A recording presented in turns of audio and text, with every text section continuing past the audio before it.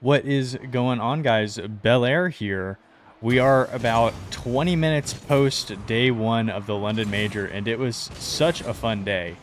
We got to see some incredible matchups early that could potentially end up being Sunday, grand finals-esque matchups. And here's one of them that really was exciting for me to watch that I wanted to bring to you guys to break down, and that was Falcons overcoming Team BDS in Game 5. Team BDS, of course. Oh my gosh, let me pause all the setup. We gotta look at this one here from dralii a couple more times. So we'll see it one more from our point of view in Kiileerrz here, that skim. And then let's check this out for dralii right here. Look, so on his own backboard, gets that out with power, and then watch this little, that little tiny additional little mustard that he put on that one in order to get that in. And how does this look for TRK here? Let's find those alpha wheels. There they are. So TRK is just like, setting up, trying to, okay, I'll turn on this one here. Never mind. Well, that's a goal. And, that is kind of the tale of this first game here, as let's go out of our way to try and find Kiileerrz here once again. Is this him or Rawas? This is Rawas. So let's get back onto Kiileerrz POV. This series ebbed and flowed. In the first game that we see here, BDS were able to open up the scoring early, and that's a deficit that Falcons tried to overcome throughout. And next we're going to watch Game 2 from Oas, and then finally we'll go Game 5 to see how the MENA player with the most international experience in the region's history in TRK is able to help them close things out. For a little bit of setup, Falcons in their first round went up against Space Station Gaming. They beat the pulp out of them in Game 1, 7-0. I think Kiileerrz had 5 goals, if I remember correctly. It was not close. LJ couldn't get anything going at all. The video that we made about him, what was that, a week ago? We were talking about one of the things we really liked was, his ability to kind of transition out from his own defensive end, taking possession of the ball, being able to beat 1 or 2 in transition and kind of get SSG out of a tough spot. A couple just lazy turnovers, loose balls, not a very tight handle that ended up allowing them to not be able to stop the bleeding. And then in games 2 and 3, LJ was able to get 2 goals apiece, and then in games 4 and 5, LJ had 0 goals combined. So that's kind of the tale of the tape. If LJ can't get it going, Hoxer is definitely not like a lead player, at least in a general sense, and Chicago left a little bit to be desired on both sides of the pitch today. Excuse me. Sorry for yawning in your ears. It was a long day of Rocket League, and now we're immediately getting into content, and I've just been staring at my screen all day. I haven't really been talking much, so my body's trying to, get ready for prime time here. But on the other side of things, BDS were able to go up against Mobula, the Sub-Saharan African team, who really is just an all-Spanish team, and they ran them over. Pretty tight on some of the game scores, but BDS were in control.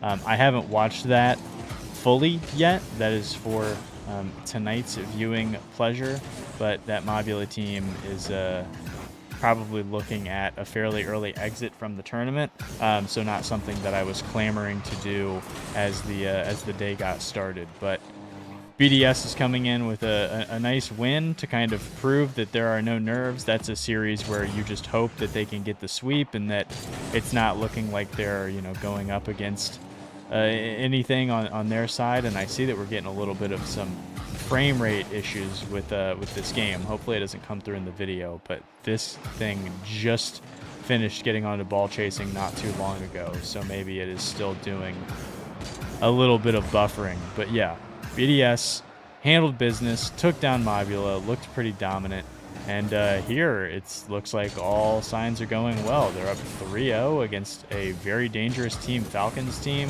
dralii has had a couple of goals already to kind of break the seal, and that's the kind of stuff where if you're Team Falcons, you're just like, all right, well, I guess we're just going to lose game 1, because what a great setup that was. that Kiileerrz was unable to put away, and I promise only 2 yawns for the whole video. That is my solemn promise to everyone listening. So Kiileerrz here, known as kind of the scoring half. We kind of have a yin and yang of the twins here, where Rawas is the defensive master and Kiileerrz is the goal scorer. I think that used to, at one time, was incredibly accurate. Now, I honestly think Rawas is just as gifted offensively as he is defensively. And that's going to come through in the next video that we're going to, the next game rather, that we're going to watch. But here for Kiileerrz, what you're really looking for from him is exactly what we've been getting. You know, these kind of plays here where he's up early, he's trying to create stuff on the offensive end, create a little bit of chaos. Over the course of this series, this Team Falcons team was shooting almost 10 shots per game, which is pretty wild, especially because BDS is electric defensively, but also because BDS are the ones who like to shoot a lot, and they were only averaging about 6 or 7 shots per game in this one. So the fact that Falcons were able to outshoot them over the course of this is very impressive, and that is a great momentum goal there if you're Falcons. You know, game losses, they all count for 1, right? If you win 7-0, it's only worth 1. If you lose 0-7, it's only worth 1. But for them to be able to get a little bit of momentum and break the goal scoring seal on that last goal is big. But of course, that is hampered a little bit by them just succeeding a 5th one there, as this one is going to come to a close. And as we look things over, 9 shots for Team Falcons. They were only able to put 1 away, but we saw Kiileerrz with that really great shooting opportunity top right that was blocked out, and a couple good ones there. So 5-1, BDS were able to strike early in bunches. They had 3 goals before we were at the halfway mark, and that was a heck of a game by dralii. Look at Monkey Moon, 4 saves, 3 goals on an incredibly efficient 3 shots is how this series opens up. Let's hop over to game 2 and Rawas POV to see how Falcons are able to respond. All right, game 2, Forbidden Temple, Rawas POV. We just saw them lose 5-1 in game 1. How are the Falcons going to be able to respond? We saw that last game was very up-tempo, and I think the Falcons kind of were getting what they're looking for. In this game, we're going to see a different approach where that one was very up-tempo and kind of back and forth, a transition game, a lot of possession for both teams. And this time around, we're going to see Falcons try and be a little more composed and methodical and look to set up scoring opportunities for themselves. So here we have Rawas waits a couple of beats to kind of allow his team to set up. They're looking for a backside demo there to set something up, don't get it.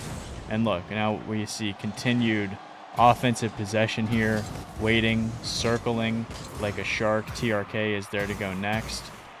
And here comes Kiileerrz back into the play. So this whole time, this is the first time we've seen BDS break out.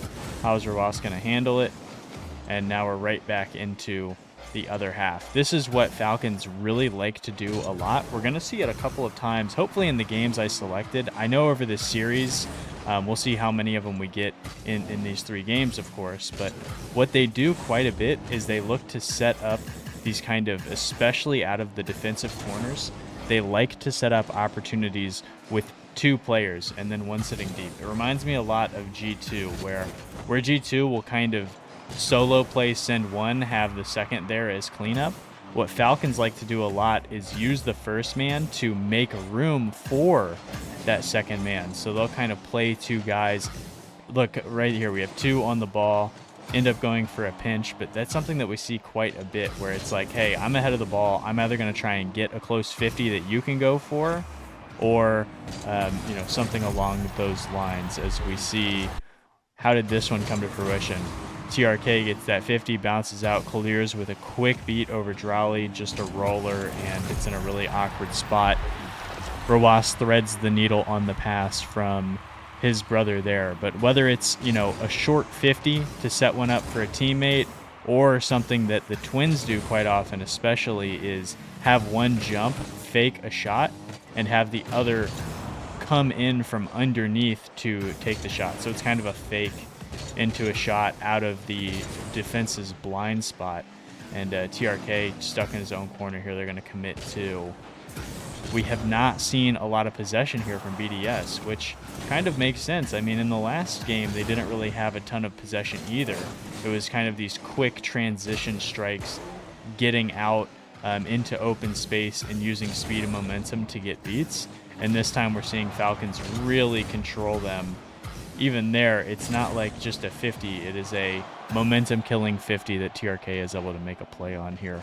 Rawas, I think, has a good opportunity, depending on how this event goes, to leave here as like a top 3 player in the world, at least considered by the wider community as such.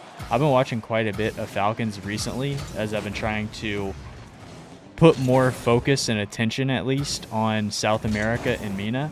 And every time I watch Rawas, I walk away more and more impressed. Super crisp, knows where his teammates are, and just, you know, we talk about mechanics being the ability to make your car do what you want it to do. Within that context, it's not always the flashiest thing in the world, but Rawas is so mechanical.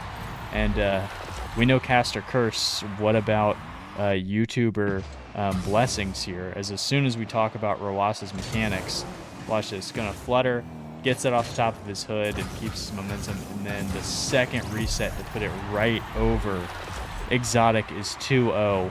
This sustained offense that Falcons have been able to put up here finally reaps its rewards yet again, as they get you know, a little bit of a security goal here on BDS, who, you know, a 1-goal lead that you can have possession the entire game, and that can change at any moment. But here, Falcons have, you know, 2 bites of the apple, as Kiileerrz is almost going to put away a third there. Cannot quite. TRK just wasting time. Ross up early to beat dralii, who, by the way, dralii has just been looking like an excellent pickup for this BDS team. I was confused about it when it happened. Somebody who had never made a main event in Europe before, having been around for a couple of seasons, still being young though. But for him to get that big of an opportunity was a little surprising. But now we're kind of seeing why, as dralii, in many people's eyes, maybe the rookie of the year here, unless I'm forgetting somebody incredibly obvious. 25 seconds left. BDS got to go. But it's just not going to happen. Monkey Moon trying to take one slow. That's something that I really like about both of these teams, and something that I think even I'm a victim of getting caught up in sometimes when we talk about these teams, is it's not like there's always just one style. I think the best teams can play many styles and just know when to vary their approach, as we saw some up-tempo and then some slowdown by Falcons, which ended up being the magic, as Rawas 2 goals on 4 shots, didn't need to have any saves, set up by Kiileerrz from that top corner. As we saw, Monkey Moon 5 saves. He needed them. He needed all of them, as what is that, 9 total shots? Oh no, that's terrible math. 5, 9, 13. There we go. Shots from Team Falcons. To holding BDS to just 2, which makes sense, as they were unable to break out of their own half for most of that game. So now we have an even series. We're going to trade a couple more games, have a really physical game with a ton of demos in Game 3 that goes to overtime. Now let's take it to Game 5 and see who's able to come out on top in this battle of champions. Champions Field with the old guard. TRK 511 is here with the alpha boost and the alpha wheels. Full alpha set here for TRK. That's that old school swag right there. Fit check, by the way. I've always thought the alpha wheels were kind of ugly. It's kind of like what's a good comp? It's kind of like the Red October Yeezys, where it's like those are disgusting, but they're just kind of like cool, so we accept that they're really ugly. That's how I feel about the alpha wheels. The boost is undefeated. It's just iconic. the all gold. But let's lock in here. Game 5 for our middle seat in TRK. I'm always interested to see who teams use for their seating arrangements. You know, you kind of put your vocal leader in the middle seat is kind of the default, but we see teams do all kinds of things.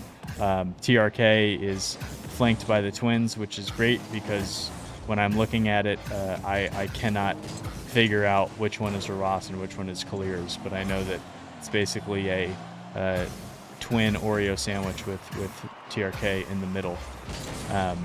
But a great little drop down pass, and this is where the action really starts. Let's run this one back one more time.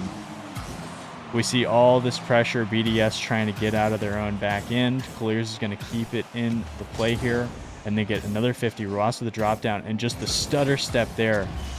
TRK baits dralii directly into the 50 in the box that he wanted to put them up. That's just that veteran savvy. Those are the things, right?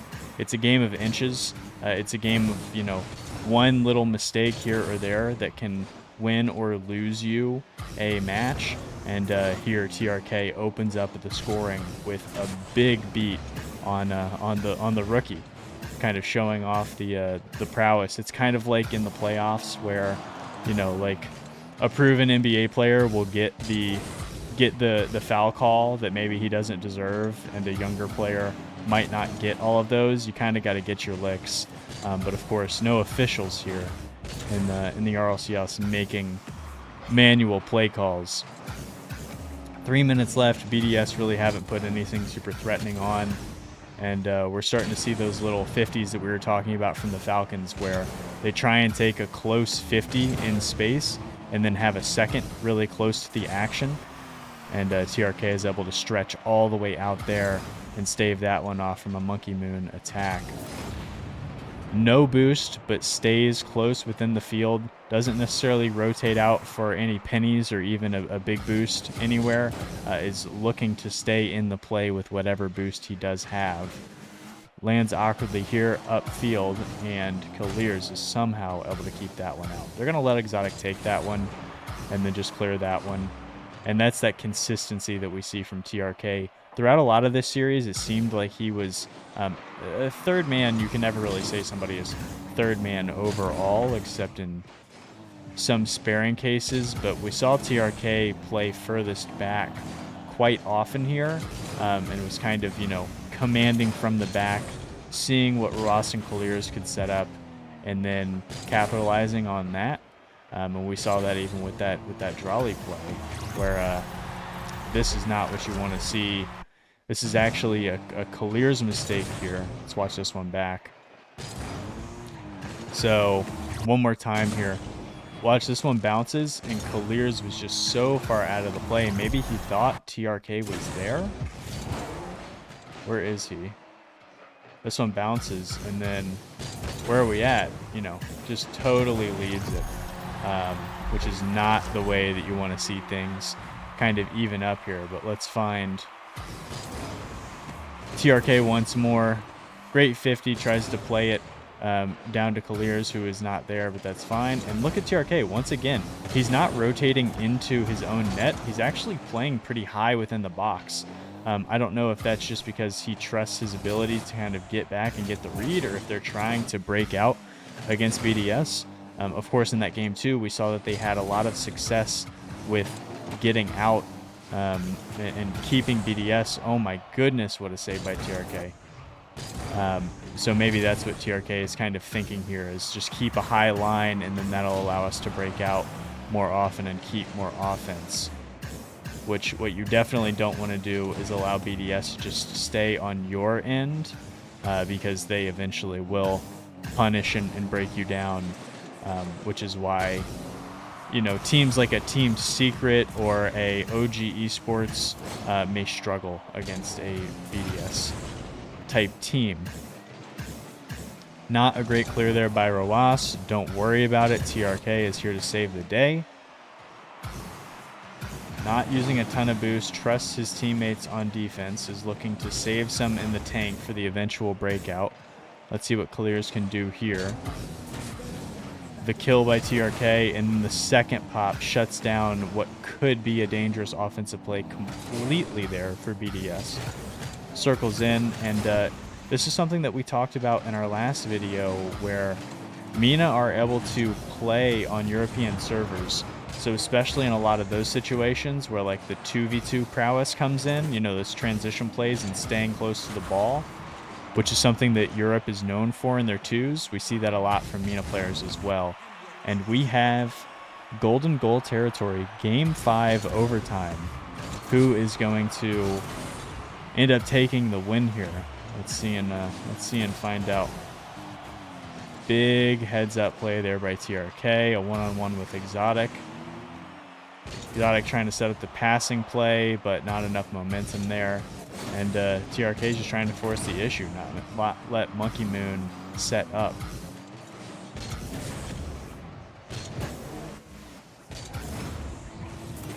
Great read over to the ball. There is nobody there for Team Falcons, but that is okay. Dralii with an incredibly dangerous back pass that ExoTiiK has to stretch back for to keep out. Starting to see a little bit of the nerves here. Kiileerrz, of course, rotating way too far out, and how on earth does this not go in?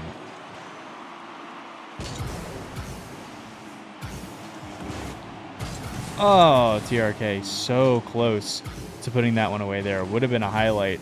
One of the best almost goals of the day from what I can recount.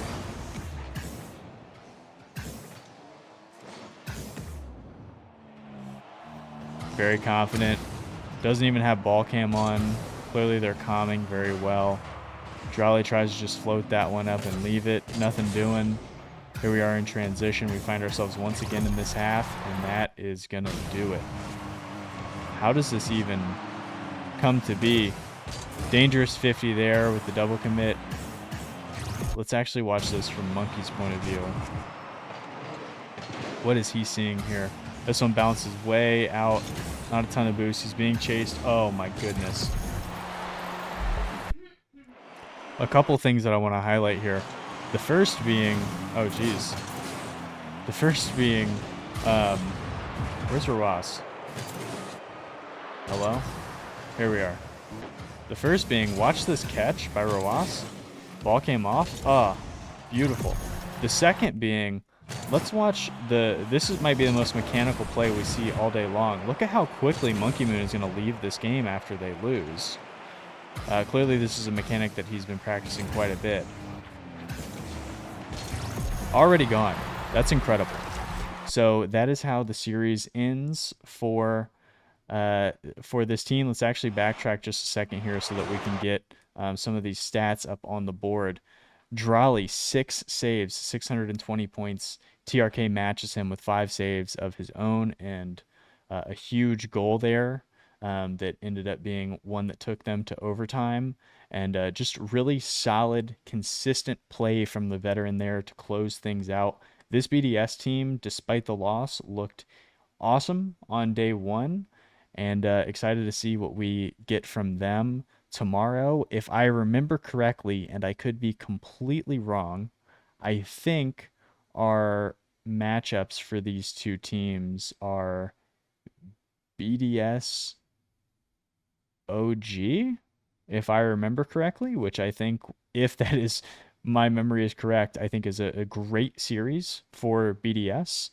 And then on the other side, we have Team Falcons going up against not Vitality, going up against G2 Esports, I believe. But don't quote me on that. I would definitely recommend checking out Liquipedia. The action is going to tip tomorrow at 9 a.m. Eastern Time. So I hope that I see you guys there. As always, thank you so much for taking the time to check out the channel. And until next time, guys, take it easy.